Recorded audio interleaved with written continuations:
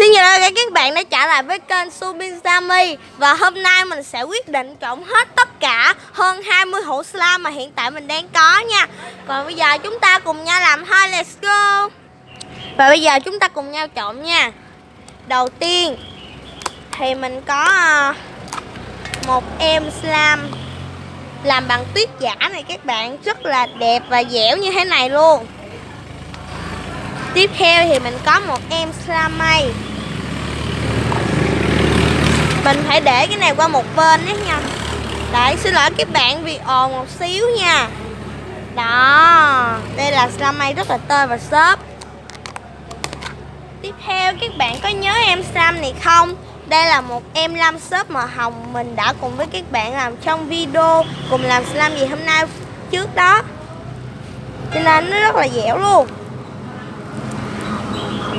Slime này thì cực kỳ thơm mùi dâu nha, bởi vì mình đã để mùi dâu mà.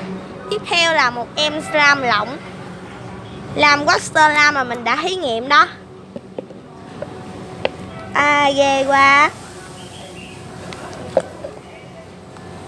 Tiếp theo là một em slime unicorn ngựa thần này các bạn. Đó, rất là bóng dẻo và đặc luôn, rất là thích. Tiếp theo là một em slime màu xanh nước biển. Tiếp theo là một em slime có màu xanh mà mình có bỏ mấy cái hạt cherry cube vô ấy. Tiếp theo là một em slime matcha. Em này thì đã bị cứng rồi. Tiếp theo là một em slime mà rất là đẹp, nó có màu trắng và có cái hạt xốp đủ màu và màu trắng phía trên đó. Tiếp theo là một em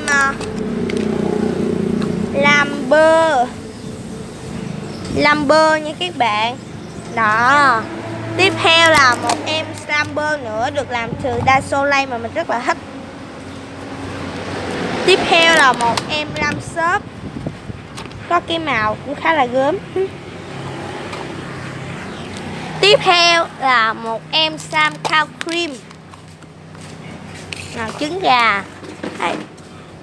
Tiếp theo là một em cranberry milk.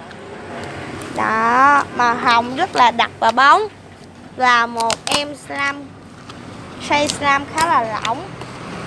Và một em cow clam. Em cow clam này đã bị khá là cứng rồi, cho nên mình trộn luôn, nhưng mà vẫn còn rất là tơi. Tiếp theo là một em slime xốp màu xanh. Các bạn có nhớ lông này không? Lông này thì rất là dẻo, mình rất là thích slime này luôn. Chưa gì hết là đã đầy thau rồi đấy các bạn. Một em slime màu nâu. Các bạn có thấy không? Lamber màu nâu rất là mịn luôn. Và một em slime cũng giống như cái lam xốp ấy các bạn, mà dư hộp cho nên mình phải thiếu hộp, cho nên mình phải đựng cái hộp nhỏ. Tiếp theo là em slime cow clam mà mình đã hướng dẫn tất cả các bạn làm trong video trước đó. Còn rất là tơi. Và bây giờ chúng ta sẽ cùng nhau trộn hết một đống này lại với nhau nhé. Chắc trộn đến chiều.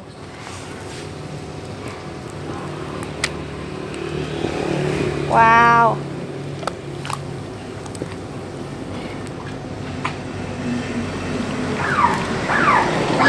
Ghê quá.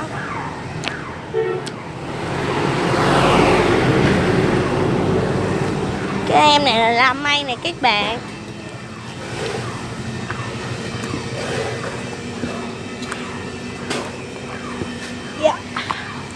Rất là nặng, chắc khoảng 2 kg.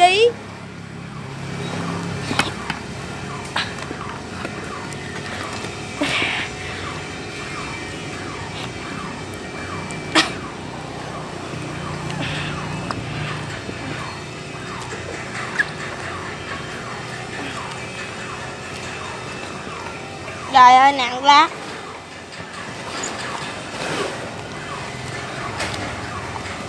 tại có em làm lỏng vô cho nên nó khá là dính. Đây là chuyên mục làm slime gì hôm nay với một cái slime rất là bự và to.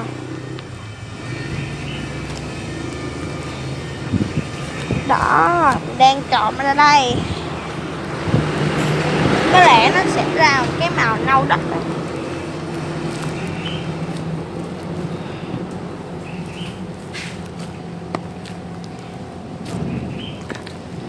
Trời nặng quá.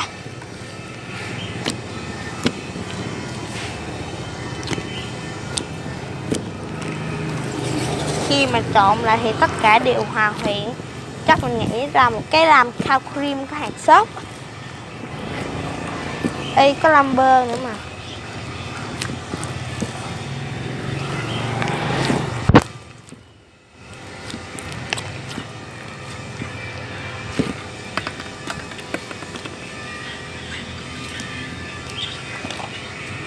Và đây là em nó sau khi dọn lại này các bạn. Mình thì rất là thích. Nó ra một cái chất rất là lạ. Và cái texture của nó rất là thú vị luôn. Cho nên mình rất là thích.